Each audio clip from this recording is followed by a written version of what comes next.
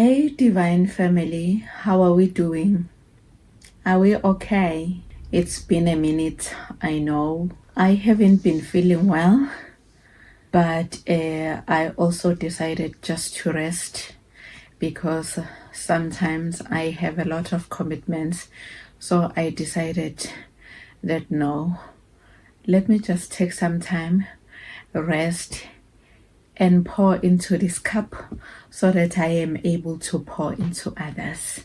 So that's what I've been doing. Other than that, I'm doing well. Hopefully you are doing well too, and you loving Jesus. Hallelujah. I noticed that we have new subscribers. Thank you so much. Welcome to this Divine Family. Hope you are going to love it here. I promise to take good care of you. Hallelujah. If you are new here, this space is all about growth, faith, purpose, encouragement, and a little bit of my lifestyle. Have you ever wondered how to remain faithful to God in a world that does not always honor Him? Today we are going to explore a powerful and a relevant topic: how Daniel thrived in a secular world. Many of us live, work, and study in environments where biblical values are not always embraced. We may face pressure to compromise our values, remain silent about our faith, or conform to the culture around us. The question is, how do we remain faithful to God while living in a world that often operates by different principles? The answer to that can be found in the life of Daniel. Daniel was not a prophet living in a church environment. No, he lived in Babylon, one of the most powerful and secular empires of his time. Yet, despite the pressures around him, he maintained his faith and the respect of kings, excelled in his career, and left a legacy that still inspires believers today. Before we get into the message, let's pray. Heavenly Father, we come before you in the name of Jesus. We bless your holy name, Almighty God. Thank you for this moment. Thank you for this time to record yet another video. It's been long, but we are here now and we are grateful to you, Almighty God. Heavenly Father, I pray that you may touch the lives of your people through this video. As they listen, I pray that they may be transformed. I pray that you may speak beyond my voice.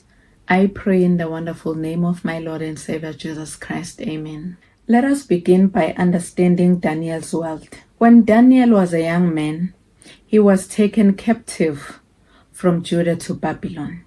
Babylon was known for its wealth, power, idol worship, and human wisdom. Everything about their culture sought to reshape Daniel's identity. The Babylonians changed his location, his education, his language, his name. Daniel's Hebrew name honored God, but Babylon gave him a name associated with their gods. And you can tell from reading the scriptures, the goal was clear: transform Daniel from a servant of God into a servant of Babylon. The same thing happens today. The world often attempts to redefine us, redefine our values, our identity, our priorities, our understanding of success. Many people abandon their faith because they allow culture to define them, instead of allowing God to define them.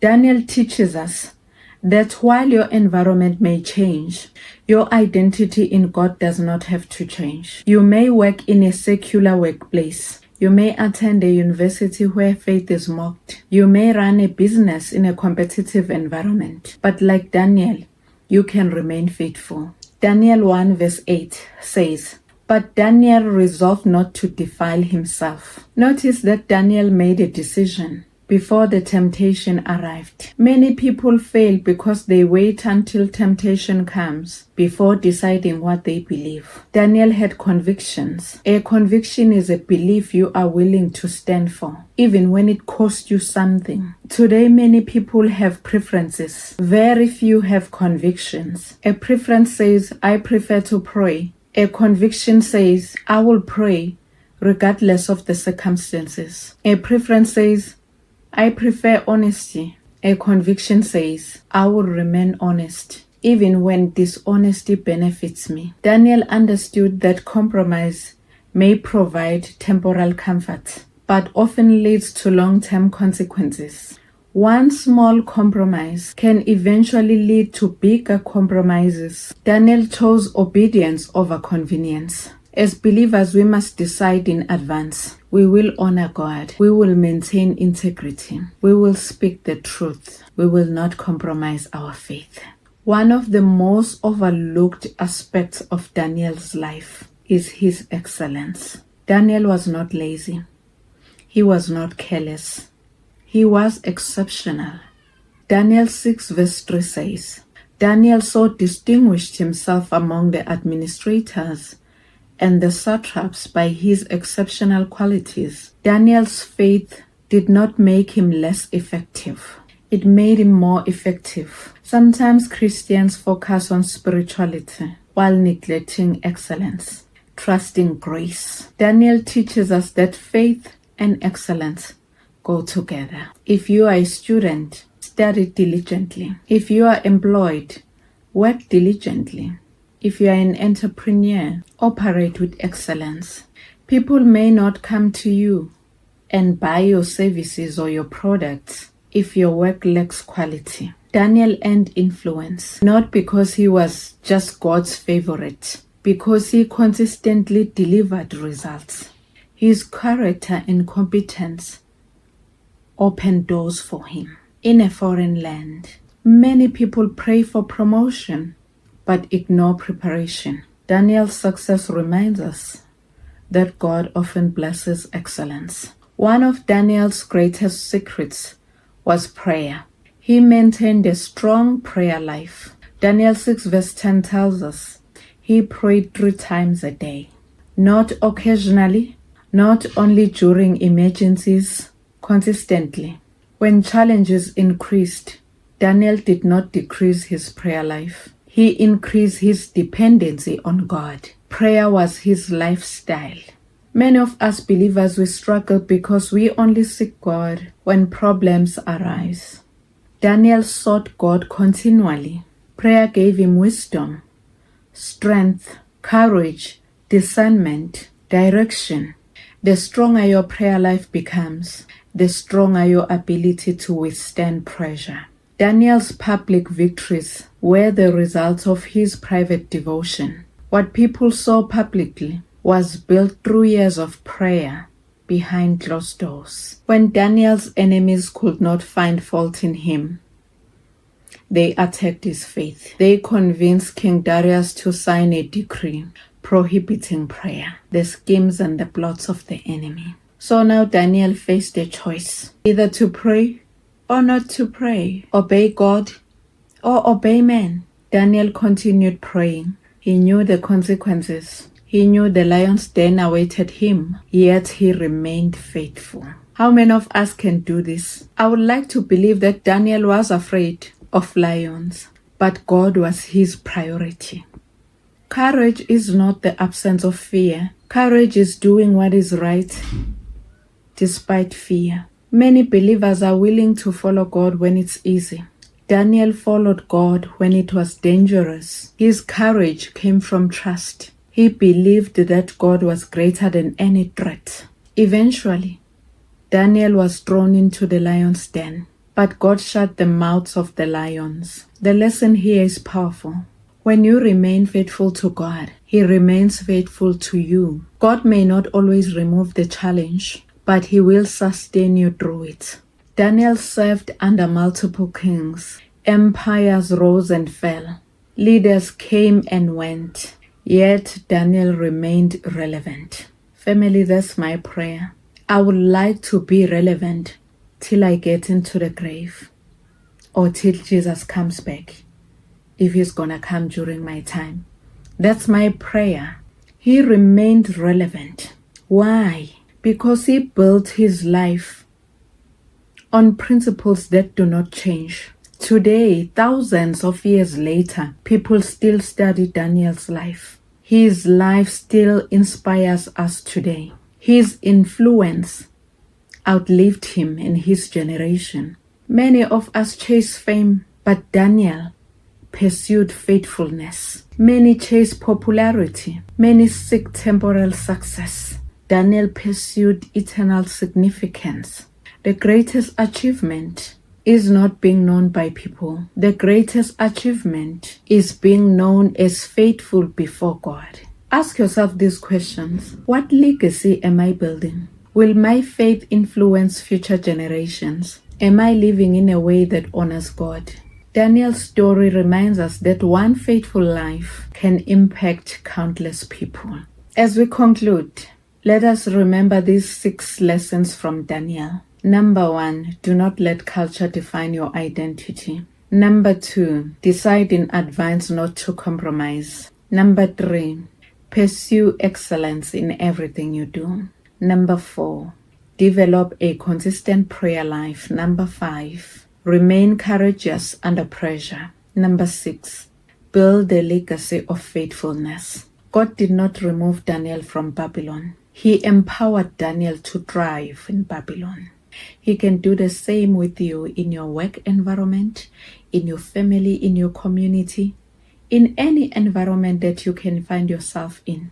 God has called us to shine wherever He has placed us. Before we close, I want to speak to someone who desires to stand against what the world is trying to define them as. The truth is, Daniel was able to stand firm because he had a relationship with God. You cannot consistently stand against the pressures of the world in your own strength. You need Jesus at the center of your life.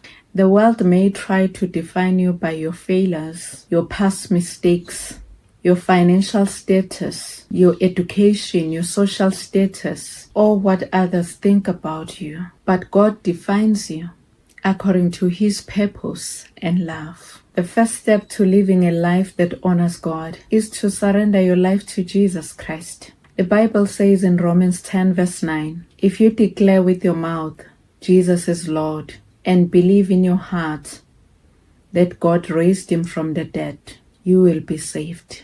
And Jesus says in Revelation 3 verse 20, here I am, I stand at the door and knock. If anyone hears my voice and open the door, I will come in and eat with that person, and they with me. Today, Jesus is knocking at the door of your heart. He is not forcing His way in. He is inviting you into a relationship with Him. If you would like to receive Jesus as your Lord and Savior, please pray this prayer with me. Lord Jesus, I come before you today, acknowledging that I'm a sinner in need of your grace. I believe that you died for my sins and that God raised you from the dead. Today I repent of my sins and turn away from my old life. I open the door of my heart and invite you into my life. Be my Lord and my Savior. Guide me, teach me, and help me follow you all the days of my life. Thank you for forgiving my sins. Thank you for making me a new creation. Thank you for receiving me into your family. From this day forward, I belong to you. In Jesus' name, amen. Amen. Welcome to the kingdom of heaven. If you have prayed that prayer sincerely, according to God's words, you have begun a new journey with Christ. The Bible says in the book of 2 Corinthians 5 verse 17, therefore, if anyone is in Christ, the new creation has come. The old is gone. The new is here. I encourage you to read the Word of God. I encourage you to pray. Spend time in prayer. Join a Bible-believing church. Surround yourself with other believers. Do not isolate yourself. Tell people, testify. Tell people that you have accepted Jesus as your Lord and Savior. They need to know. Your family needs to know. Your friends, your colleagues, they need to know that you now belong to Jesus Christ. It's important that they know. Having said that, continue growing in your relationship with Jesus. I pray that the Holy Spirit guides you. I pray that God reveals Himself to you. We have come to the end of this video. Let's pray. Thank you, Father, for the example of Daniel. Help us to remain faithful in a world that often pressures us to compromise. Give us the courage to stand for what is right. Give us wisdom to navigate challenges, and grant us divine strength to maintain our relationship with you. Teach us to pursue excellence, develop a strong prayer life, and trust you in every circumstance.